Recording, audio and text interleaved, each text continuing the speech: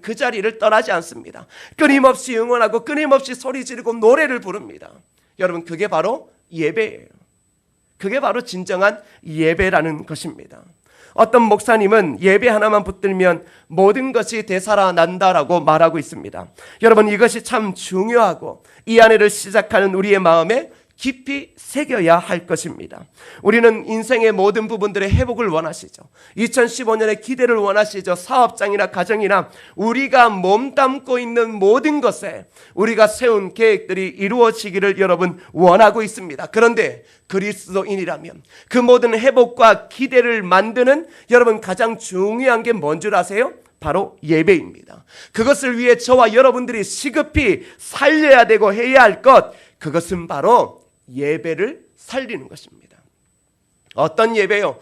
교회 예배가 아니라 우리가 예배자로서 온전한 예배자로 서야 한다라는 것입니다.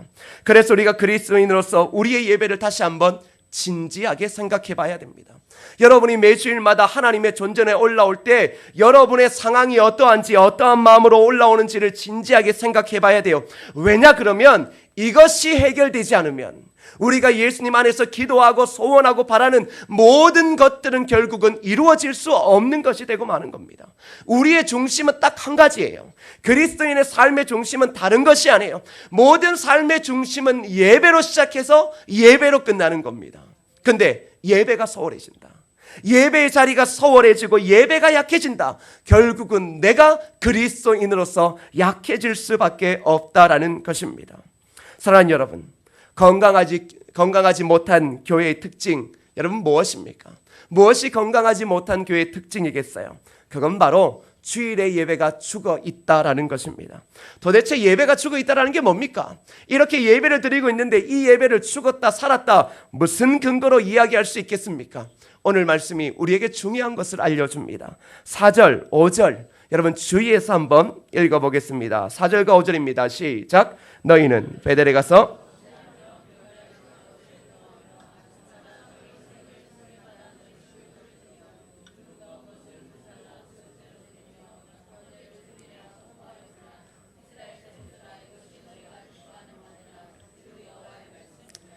자, 오늘 이 아모스의 말씀을 보면 죽은 예배가 어떤 것인가를 명확하게 보여줍니다. 여러분, 베델과 길갈 어디입니까? 이곳은 가나안 정복 이후 예배의 중심으로 사용된 것입니다. 베델의 이름 자체가 하나님의 집입니다. 하나님의 집, 여러분 그 이름 자체가 백성들로 하여금 성스러움을 느끼게 합니다. 이곳은 야곱이 하나님께 제단을 쌓았던 것이고 사사시대에는 부족의 연합으로 예배를 드렸던 곳입니다. 이곳은 신앙적 열심이 있는 이스라엘 백성들이 가장 방문하고 싶어 했던 곳이 어딘가? 바로 베델입니다. 그곳에서 성도 사람들은 그곳을 방문하면 그곳에서 희생을 11조를 드리고 수원제와 낙헌제를 드립니다. 그런데 여러분, 이 예배의 모습을 보고 하나님께서 뭐라고 이야기하는 줄 알아요? 너희가 기뻐하는 바라. 이게 뭐냐 그러면 비꼬시는 거예요. 야, 그게 너희가 기뻐하는 바다. 너희가 좋아하는 예배 잘 드리고 있구나. 하나님이 이거 지금 비꼬고 있거든요. 여러분, 베델이, 오늘의 베델이 어디예요? 우리가 만들어 놓은 성전이라고 하는 교회당 아닙니까? 교회 멀쩡하게 만들어 놓고 그곳에서 예배를 드리는데 그곳에서 11조를 하고 신앙생활하고 봉사를 하는데 하나님께서 하시는 말씀이 뭐냐 그러면 야, 그 예배 죽어 있다라고 이야기하시는 거예요. 여러분, 이게 얼마나 충격적인 줄 알아요? 우리가 예배를 드리고 있는데 하나님이 우리를 향하여 비꼬신다. 아니, 세상에 교회가 멀쩡하게 있고 목사, 장로, 권사, 직분자 모두가 있는데 때로는 찬양의 감동도 있고 설교의 감동이 있는 것 같은데 무슨 예배가 죽어 있다, 이게 말이나 되는가? 근데 여러분, 하나님 명확하게 이야기하시는 거예요. 너희들이 행하는 모든 것들이 역겹다라는 거죠. 그게 싫다라는 거예요. 여러분, 왜겠습니까? 그것은 우리가 읽은 9절 이제 그 다음부터 나오는 거, 오늘 우리가 성경을 읽을 때 계속 반복되는 게 뭐예요? 내가 돌아오지 아니했다. 예배를 들어오는데, 예배를 드리는데 하나님께 돌아오지 않았다라는 것입니다. 이게 무슨 말이에요? 하나님과 상관없는 예배 드린다라는 거예요. 우리의 마음이 예배자로서 하나님께 돌아오지 않고 우리가 행하는 종교 시설에서 우리가 좋아하는 음악들과 찬양을 듣고 설교를 듣고 기뻐하고 있다라는 거예요. 누구 없이요? 하나님 없이 그럴 수 있다라는 겁니다. 하나님 없이 예배라고 하는 것을 드릴 수 있다라는 거예요. 우리는 거대한 시설, 좋은 환경, 세상의 오케스트라와 성가대 찬양대가 있으면 우리는 하나님께서 영광 받으실 거라 생각합니다. 그런데 하나님 그거 싫다라는 거예요. 이제 지겹다라는 거예요. 이유는 무엇입니까? 그들의 마음이 하나님께 돌아오지 않았다라는 거예요. 여러분, 하나님께 돌아오지 않은 예배 무엇인 거예요? 오늘 말씀의 1절을 쭉 보면 이야기할 수 있는데, 자신들의 향락을 추구하기 위해 주위의 가난한 자들과 궁핍한 자들의 인권까지도 짓밟은 자들이 주님 앞에서 많은 재물을 바치는 행위를 하나님께서 역겹게 느끼신다는 거예요. 이제부터 제가 이야기하는 걸 좀 잘 들으셔야 돼요. 예배가 주일날 드려지는 이 예배를 가지고 하나님이 지금 뭐라고 이야기하시는 거 아니에요. 우리가 부르는 찬양에 문제가 있다, 좀 마음에 문제가 있다, 좀 준비가 부족하다, 이게 아니라 이제부터 이야기하는 게 뭐냐 그러면 핵심적인 요지는 그거예요. 예배의 능력이 우리의 삶에 전혀 나타나지 않더라는 거예요. 말씀을 들었고 예배 가운데 하나님의 능력이 있다라고 하면 그것이 우리의 삶 가운데 전혀 요만큼도 나타나지 않는 것을 바라보고 하나님께서 역겹다라고 이야기하시는 거예요. 부를 가진 사람, 자신의 향락을 추구하기 위하여 뭐예요? 가난한 자들을 짓밟고 궁핍한 자들의 인권을 짓밟은 자들이 결국 그래서 돈을 모아요. 그 돈을 가지고 하나님 앞에 나올 때 11조 감사원금 수천만 원씩이에요. 그런데 그거 예배 아니다라는 거예요. 왜? 너희들의 삶에 문제가 있다라는 거죠. 너희의 삶에 문제가 있을 때 너희가 드리는 예배는 예배가 아니다라는 것입니다. 또 어떤 겁니까? 물질적인 풍요 속에서 향락을 즐기고 살다가, 여러분 부족함이 없이 살다가 주님 앞에 나와서 주일이라고 하나님 앞에 나와 예배드리고 여러 가지의 명목 바치는 것, 하나님 기뻐하지 않는다라는 거예요. 삶에 어려움 없이 풍족한 물질, 그거 다 나에게 주신 것이니 마음껏 누리고 마음껏 빠져 살다가 주일이니까 주님 앞에 나오는 것, 이거 안 좋아하신다라는 거예요. 또 한 가지는 무엇입니까?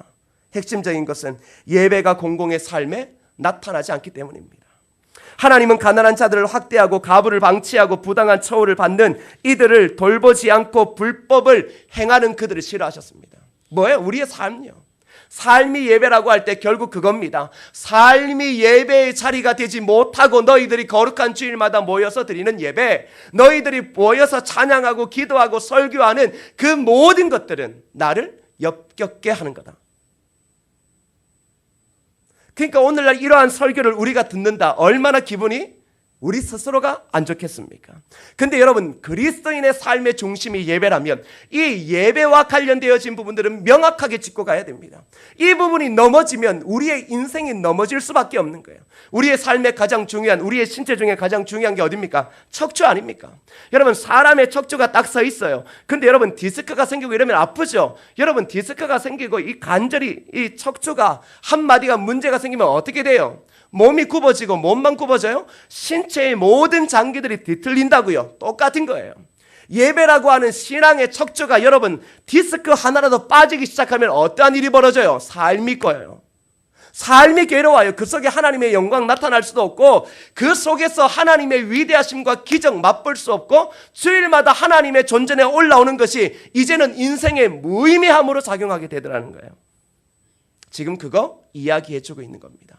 제가 오늘 이 설교를 신년 초에 할까 말까 고민 많이 했습니다. 왜? 신년 초에는 믿음 잘 될 거다, 믿음으로 기대하자, 참 이 이야기 하기도 바쁜데 하나님께서 진짜 우리 교회를 복주시고 성도들을 시대 가운데 세우실 것은 다른 게 아니에요.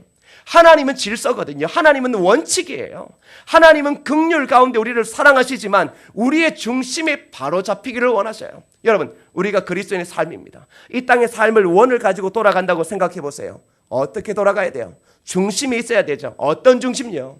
예배의 중심이요. 그게 하나님 중심으로 살아가는 것입니다.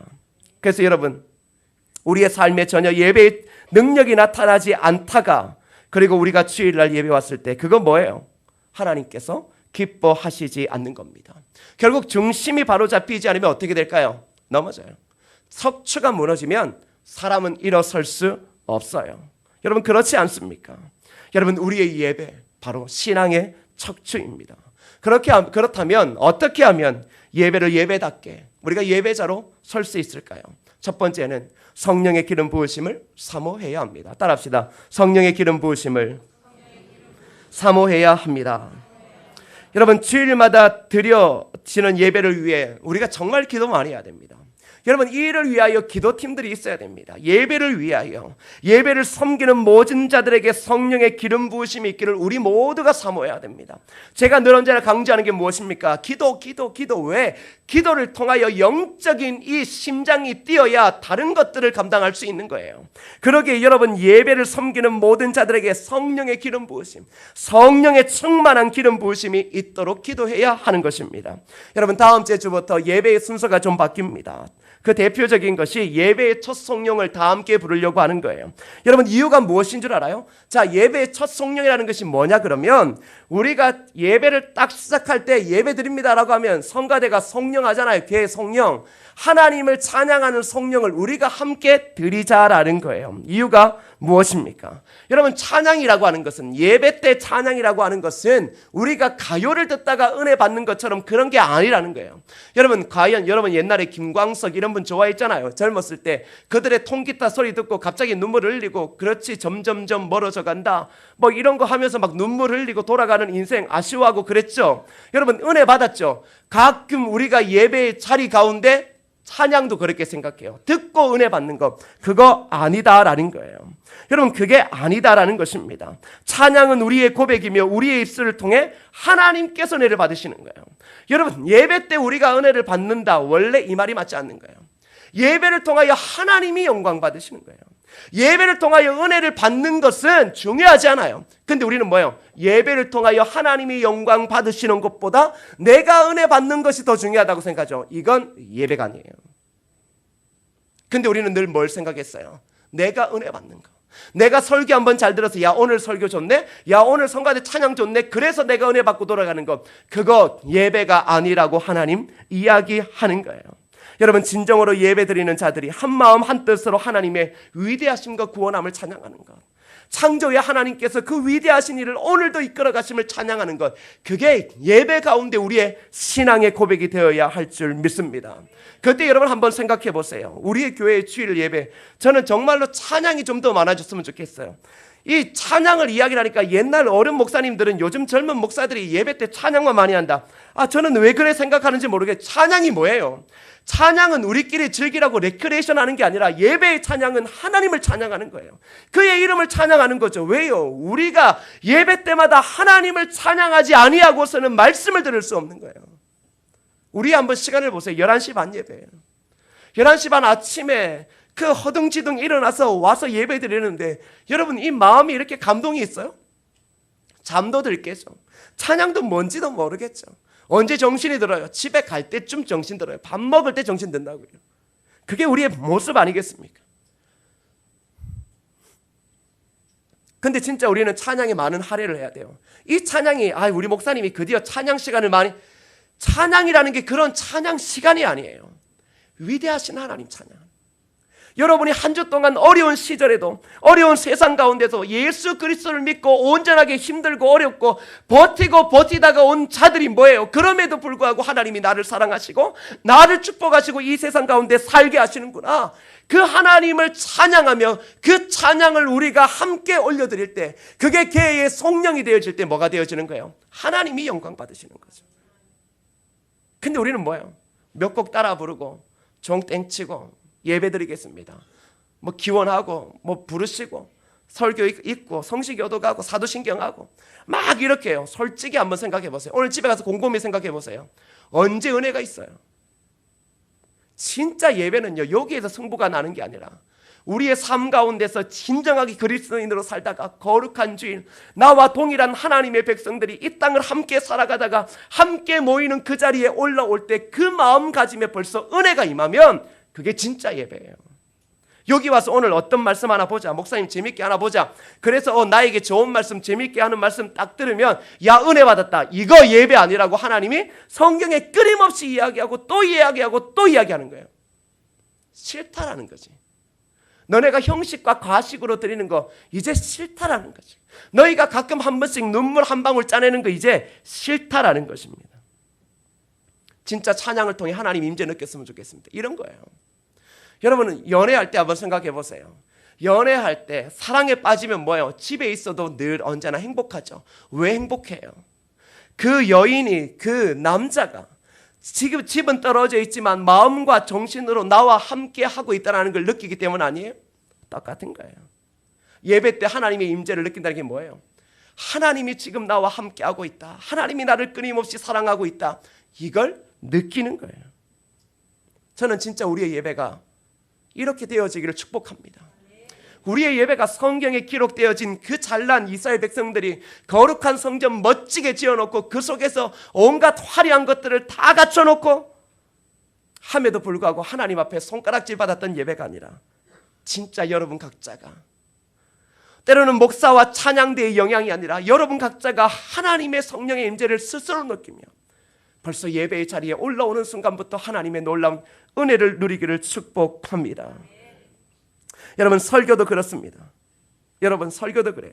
설교는 그저 여러분 이렇게 깨달았죠. 목사들의 깊은 깨달음을 통해 그 깨달음 받아서 우리가 살아갈 교훈을 얻는다. 천만에요. 원래 설교는 그런 게 아닙니다.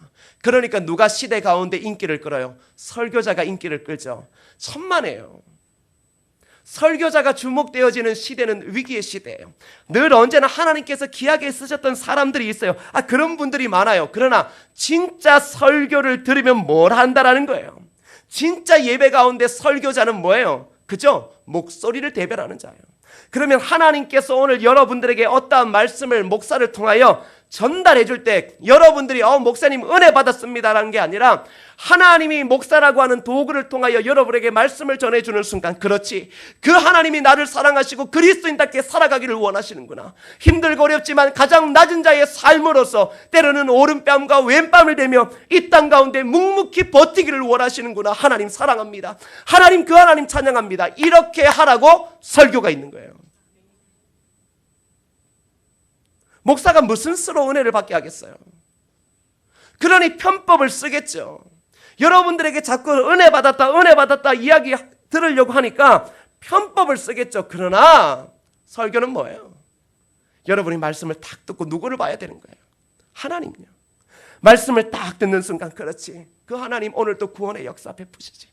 그 하나님 오늘도 내가 이 땅 가운데 끊임없이 예수님 믿고 그 믿는 것으로 직장에서 어려움과 고난과 수많은 갈등이 있음에도 불구하고 내가 눈물로 그래도 버티고 또 버티는데, 그렇지, 주님 나와 함께 하시고 그 내 모든 아픔과 고통 다 아시지. 그렇지, 그 주님 또 이 한 주간 나를 세우시고 이끌어 가시겠지. 그 하나님 바라보는 것, 그게 바로 뭐예요? 설교고 진정한 예배라는 사실입니다. 여러분, 저도 그렇습니다. 제가 가장 문제예요. 여러분, 제가 가장 문제예요. 왜냐 그러면 제가 가장 위험한 사람이에요. 왜? 늘 사회자죠. 늘 언제나 설교자죠. 예배드리기가 가장 어려워요. 이유는 딴 거 아닙니다. 왜요? 늘 언제나 이 자리에 앉아가지고 뭐 서서 이 옷 입고 지금 뭐 한다라는 거예요. 때로는 여러분에게 이 옷이 가식처럼 보이는 거예요. 왜? 목사, 이 옷 입으니까 권위 있어 보이고 뭐 능력이 있어 보이는 것처럼 보이지만 이런 게 가식일 가능성이 높은 거예요. 나도 진짜 저 자리에 앉아서 찬양하고 눈물을 흘리며 가슴을 치고 울고 싶은 거예요. 여러분, 그게 예배인 거예요. 내가 앉아서 기도자네, 순서자네, 찬양대네, 이게 무슨 의미가 있어요? 하나님께서 누구를 찾아요? 예배자 찾지. 하나님께서 예배자를 찾는 거지 직분자를 예배 가운데서 찾는 것 아니지 않습니까?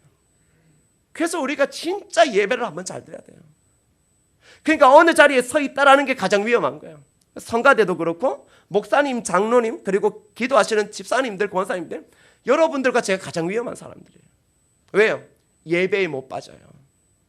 깊은 예배에 못 빠져요. 왜요? 우리는 그렇게 예배를 배워왔어요. 사랑하는 여러분, 왜 하나님께서 이스라엘 백성들 받지 않습니까? 이유 딱 한 가지예요. 자기를 위해 예배하기 때문에요. 자기를 위해 예배할 수 있는가? 여러분 한번 보세요. 충분합니다. 나를 위해 예배할 수 있어요. 나를 위해 교회에 올라올 수 있고 내가 원하는 방향으로 여러분의 신앙생활 하는 걸 보면 정확히 답이 나와요. 내가 하나님 중심으로 돌고 있는가? 내 중심으로 돌고 있는가? 여러분의 신앙 주일날 예배의 모습 여러분 스스로가 점검해 보면 명확한 답이 나오는 거예요. 누구를 위해 예배하고 누구를 위해 오늘 이 자리에 있습니까? 돌아보아야 하는 것입니다. 하나님께서는 예배를 통하여 하나님 중심으로 그리스도인들이 살기를 원하시는 거예요. 그래서 여러분, 예배에 정말 중요한 것은 순서가 아닙니다. 어떤 틀이 아니에요. 우리는 너무 예배를 형식과 고정관념 속에 가두고 있습니다. 근데 이게 위험한 게 뭔지 알아요? 우리가 예배의 틀을 자꾸 이야기하고 고정관념을 이야기하면 결국은 하나님을 예배의 틀 안에 제한시키는 거예요. 이런 거죠. 내가 예배 틀을 딱 만들어 놨어요. 딱 만들어 놨는데 하나님 뭐예요? 하나님은 이 예배 틀 안에만 움직이신다라는 거예요. 그게 얼마나 위험해요. 도대체 우리가 무슨 수로 하나님의 그 영광과 권위를 우리의 예배 틀과 형식 안에 가둘 수가 있냐고요. 그런데 우리는 그것을 가두어 놔요. 그리고 그것을 가두어 놓고 그것을 지킬 때 예배라고 생각하는 거예요. 그래서 뭐예요? 처음에 와서 찬양하고 기원하고 마지막 축도로 마치면 예배를 드렸다라는 거예요. 근데 그거는 예배가 아니다라고 하나님이 우리에게 이야기를 하는 거예요. 사랑하는 여러분, 우리가 어떤 찬양을 통해 은혜를 받고 감동을 받는 것 아닙니다. 예배는 내가 은혜를 받는 목적이 아니에요. 예배는 뭐예요? 예배하는 거예요. 그분들을 예배하는 거예요. 다시 야구장으로 돌아가 보세요. 넥센 응원팀, 삼성 응원팀, 기아 응원팀이 그곳에서 자신들의 영광을 누리기 위해 응원합니까? 아니에요. 그들은 자신들의 은혜를 받기 위해 서 있는 게 아닙니다. 똑같아요. 내가 은혜 받는다? 도대체 예배가 뭔데요? 하나님 영광 받는 거예요. 보잘것없는 죄인된 우리가 그래도 그리스도로 인하여 구원받은 우리가 모여서 그 위대하신 하나님 역사를 이끌어 가시고 마지막 날 우리를 구원하시고 어린 양의 혼인잔치에 우리를 세우실 그 하나님 예배하는 거예요. 그 하나님 역사를 이루어 주옵소서. 그 하나님 오늘도 이 땅 가운데 우리를 믿음의 순교자로 세워주시옵소서. 그게 뭐예요? 예배라는 것입니다. 그래서 여러분, 우리가 예배의 기름 부으심을 삼아야 돼요. 진짜 기도하시는 분들, 권사님들 예배의 기름, 성령의 기름 부으심이 임할 수 있도록 끊임없이 기도해 주셔야 합니다. 그리고 두 번째, 여러분 따라할까요? 예배에 제물이 있어야 합니다. 여러분, 우리가 영과 진리로 예배한다라고 할 때 진리가 무엇입니까? 진리로 나아간다.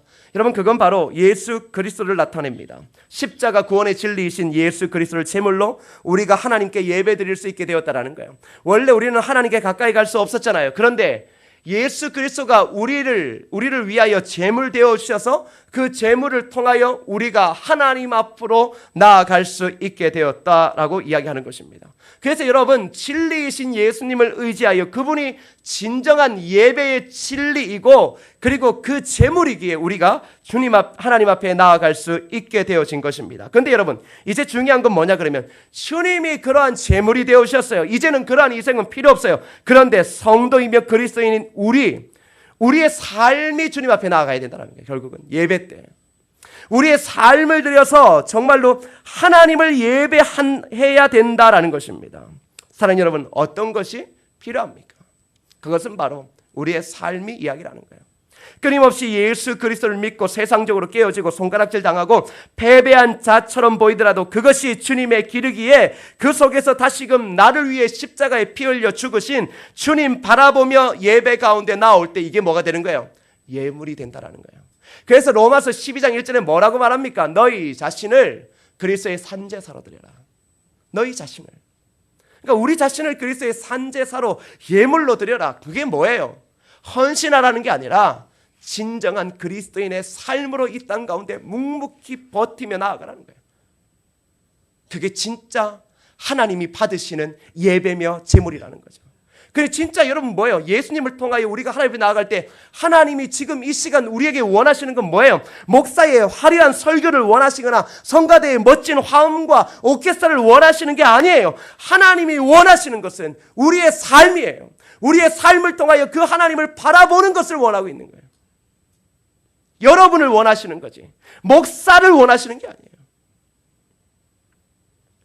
사랑하는 성도 여러분, 예배 가운데 진정한 헌신이 있기를 주님의 이름으로 축복합니다. 여러분, 왜요? 그러한 자들에게 하나님의 위로가 임하는 거예요. 예배를 잘 드리고 나면 모세의 얼굴에 광채가 났다면 뭐예요? 하나님을 만나고 나면 그의 인생은 변해요. 예배를 잘 드리고 나면 진짜 하나님을 만나게 되어지면 하늘로부터 그의 인생에 뭐가 임해요? 위로와 평안이 임하는 거예요. 예수 믿고 세상 살아가는 게 얼마나 힘들어요. 예수 믿고 세상 살아가는 게 얼마나 힘들고 어렵고 때로는 진짜 신앙이고 뭐고 다 포기하고 싶은 마음 왜 안 들겠어요? 그러나 그 너덜너덜해진 인생의 삶, 그리스도인으로서 세상에 빛도 못 보는 그 삶이지만 그 삶 꾸역꾸역 가지고 주님 앞에 올라와 주여 내가 죄인입니다. 내가 주님 앞에서 끊임없이 이 땅을 살아가려고 할 때 또 내 욕망과 그리고 내 욕심이 세상 가운데 드러나고 아직도 내 모든 것들을 죽이지 못합니다. 주님 어떻게 합니까? 주여 제발 나를 용서하여 달라고 그렇게 나올 때 하나님 뭐예요? 그 자를 위로하시고 그 자를 세상 가운데 세우셔서 그로 통하여 하나님의 놀라운 일들을 행하신다라는 것입니다. 여러분은 예배자입니까? 하나님은 예배자를 찾습니다. 성가대원들은 예배자입니까? 저는 예배자입니까? 기도하는 장로님들은 예배자이고 그리고 모든 성도들은 예배자입니까? 하나님은 예배 가운데 직분자를 찾으신 적이 없으셨습니다. 오직 예배자를 찾으셨습니다. 진정한 예배자가 진정한 사역자가 되고 충성스러운 종이 되어지는 것입니다. 왜 우리의 신앙생활이 피곤합니까? 왜 우리의 봉사와 사역이 피곤합니까? 교회 생활이 왜 늘 변한 것 없이 지루하게 느껴집니까? 사역의 문제, 교회의 문제가 있어서가 아닙니다. 착각하지 마십시오. 예배가 없어서입니다. 예배가 있으면 사역하면 할수록 힘이 나고 신이 나는 것입니다. 그러나 예배가 없으면, 내 삶의 중심에 예배가 무너지면 그때부터는 교회도 무료해지고 봉사도 의미도 없어지고 그리스도인으로서의 아무런 존재 가치도 없게 되어지는 것입니다. 예배자가 있는 곳에 예배가 있을 뿐입니다. 진짜 예배는 주일날 11시 반에 드려지는 예배가 아니라 예배자들이 모여 있는 그곳이 예배가 되어지는 것입니다. 예배자가 있는 곳에 믿음이 있고 예배자가 있는 곳에 하나님의 행하실 일에 대한 기대가 있고 예배자가 있는 곳에 하나님께서 그 예배자를 통하여 이 땅 가운데 구원의 아름다운 역사를 이끌어내시는 감격과 기적이 있는 것입니다. 말씀을 맺으려 합니다. 전통적인 교회의 상징 마크가 있습니다. 십자가, 종탑, 장의자, 목사 가운, 성가대 가운, 파이프, 오르간. 여러분 영국 교회를 가보십시오. 전통적인 교회를 상징했던 이 모든 마크가 어디에 가 있습니까? 바로 박물관에 들어가 있습니다. 그 시대에는 그것이 좋았습니다. 그러나 지금 시대는 또 다른 문화권을 가지고 있는 것입니다. 문화는 늘 언제나 변하는 것입니다. 하루가 다르게 변합니다. 그러나 복음은 변하지 않습니다. 문화를 변화시키지 않으면 어떤 일이 벌어집니까? 그것은 복음이 변하게 되어집니다. 그것이 더 위험한 것입니다. 한국교회가 가장 위험한 것이 무엇입니까? 신앙의 선배들이 내주었던 좋은 전통을 지키고자 그 틀을 끊임없이 시대가 100년이 지나고 200년이 지나도 그것을 지키고자 하다가 결국은 무엇을 잃어버렸습니까? 복음 잃어버렸습니다. 그것 지키겠다고 청소년, 청년 다 세상 가운데 팔아먹었습니다. 그럼에도 불구하고 그 역사적인 전통과 틀이 중요하다라고 하는 것이 한국 교회가 되어버렸습니다. 예배에는 감동도 없습니다. 예배에는 천국 가실 분들밖에 없습니다. 교회에는 희망도 없습니다. 찬양에 눈물도 없고 은혜도 없습니다. 이유는 무엇입니까? 우리가 만들어 놓은 틀에 성령 하나님의 능력을 제한시키고 진정한 복음보다는 우리가 가지고 있는 전통을 유지하며 그것을 지키고자 했던 어리석음 때문인 것입니다. 사랑하는 성도 여러분, 정말 저와 여러분들이 우리의 예배 가운데 어떠한 일들이 있어야 되겠습니까? 찬양을 할 때가 아니라 거룩한 주일날을 사모하는 마음부터 있어지기를 원합니다. 진짜 그리스도인으로서 예배가 내 삶의 중심이 되어 그 주일의 예배를 사모하며 나와 같은 사람들과 함께 만나 그래도 하나님께서 우리를 이 땅에 세우신 진정한 목적이 있지 않겠는가? 그 아름다운 목적과 하나님께서 이루실 하나님의 뜻을 바라보며 진정한 예배자로 서고 또 이 땅 가운데 진정한 예배자로서의 몸부림을 칠 수 있는 은혜가 있기를 축복합니다. 그리스도인의 삶의 중심 예배입니다. 예배 때마다 성령의 기름 부으심 사모하십시오. 진정한 예배가 되어 우리의 삶을 온전히 주님께 내어놓으며 예배하십시오. 주일의 예배가 삶의 능력으로 나타나 그것이 일상의 예배가 되어질 때 우리의 예배를 하나님께서 진정으로 받으시는 것입니다. 오늘 우리의 예배, 오늘 여러분의 마음 가운데 하나님 어떤 분입니까? 오늘 여러분에게 예수 그리스도는 어떤 분입니까? 오늘 여러분에게 이 주일 예배는 어떠한 존재적인 가치를 가지고 있습니까? 혹 늘 드려왔던 예배를 예배처럼 생각하고 왜 내 삶 가운데 아무런 능력과 기적이 일어나지 않는가 의문 가지진 않으셨습니까? 돌아보시면 됩니다. 2015년 안에 성은교회와 성도들의 삶의 변화, 예배가 변화되지 않으면, 예배의 성령의 기름 부으심과 예배자로 서지 않으면 우리 교회는 많은 사람도 올 수 있고 돈도 많을 수 있습니다. 그러나 하나님께서 가증스럽게 여기는 그 옛날의 아모스 시대의 그 이스라엘 공동체처럼 되어지고 말 겁니다. 그것을 원하십니까? 그것을 사모하며 사십니까? 아니면 진짜 예배자입니까? 진짜 예배자는 삶의 자리에서 날마다 하나님 찬양하며 견뎌나가는 겁니다. 예수 그리스도를 믿는 게 힘들고 너무나 어렵고 죽고 싶고, 그래도 그 예수님 바라보며 낮은 자의 삶으로 나아가는 것입니다. 그러면서도 그 속에서 정직과 공의를 이야기하고 사랑과 긍휼을 이야기하는 것, 그게 진짜 예배자입니다. 사랑하는 여러분, 무엇을 살리고 기도하기 전에 우리의 신앙의 중심 예배를 회복하십시오. 그리고 진짜 성령의 기름 부으심이 여러분의 예배 가운데, 여러분의 자신에게, 그리고 우리의 예배 가운데 임하기를 소원하십시오. 여러분, 그러한 마음으로 우리가 옛날부터 그렇게 잘 불렀던 찬양이 있습니다. 왕이신 나의 하나님, 내가 주를 높이고 영원히 주의 이름을 송축하리라.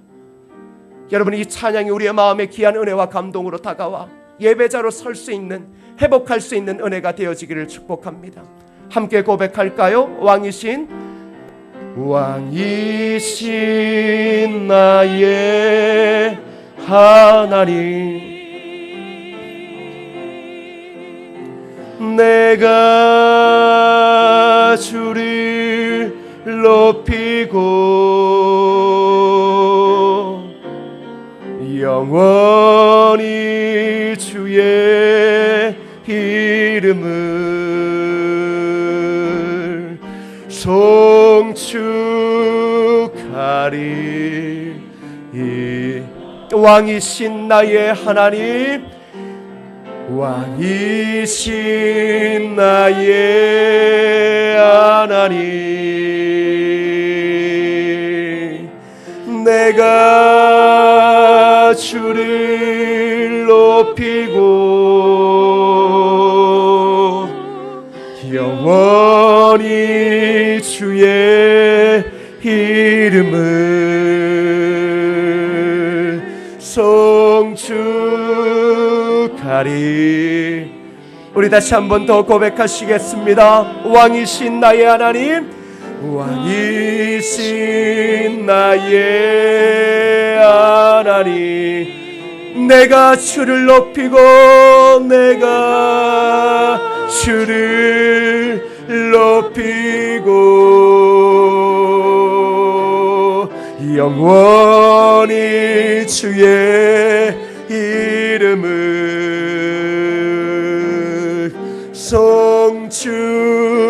송축하리. 이 시간 기도하실 때 우리가 진정한 예배자로 세워질 수 있도록 도와달라고 기도하십시다. 형식에 빠져 있어서 예배를 드리고 돌아가는 자가 아니라 우리의 모든 삶의 자리에 성령의 기름 부으심이 있어서 우리가 오직 예수 그리스도 하나님의 영광을 바라보기에 우리가 진정한 그리스도인의 삶의 중심인 예배를 회복하며 예배 가운데 하나님의 영광과 찬양을 올려드릴 수 있는 그러한 진정한 예배자가 되어질 수 있도록 도와달라고 이 시간 합심하여 함께 기도하시겠습니다. 기도합시다. 아버지 하나님, 감사합니다. 아버지 하나님, 우리가 예배자로 서기를 원합니다. 아버지 하나님, 우리가 예배자로 하나님 옆에 나아가기를 원합니다. 주여 우리를 도와주시옵소서. 아버지 하나님이 우리가 예배자로 서지 못할 때가 많습니다. 예배를 드림으로 통하여서 예배자가 되는 줄 압니다. 아버지 하나님이여, 우리가 진정으로 예배자가 되어지게 하소서. 하나님 아버지만을 바라보게 하여 주시옵소서. 아버지 하나님, 우리의 중심이 회복되어져야 합니다. 그리스도인의 삶의 중심이 회복되어져야 합니다. 주의 은혜를 내려주시옵소서. 아버지 하나님, 성령의 기름을 부어주시옵소서. 틀에 갇혀있는 자들이 아니라 틀을 뛰어넘어 역사하시는 하나님의 은혜를 바라보며 하나님을 예배하며 하나님께 영광 올려드릴 수 있도록 주여 도와주시옵소서. 아버지 하나님, 우리가 은혜를 받으려고 하는 무지의 생각, 우리가 찬양을 통해 은혜를 받으려고 하는 연약함의 생각 주여 떨쳐버려 주시고 오직 아버지 하나님 영광을 이루어 가시고 하나님의 나라를 이루어 가시는 그 주님만을 바라보며 나아갈 수 있도록 주여 도우시고 인도하여 주시옵소서. 아버지 하나님, 우리 모두가 예배자가 되어지기를 원합니다. 하나님 예배자를 찾으신다 하셨습니다.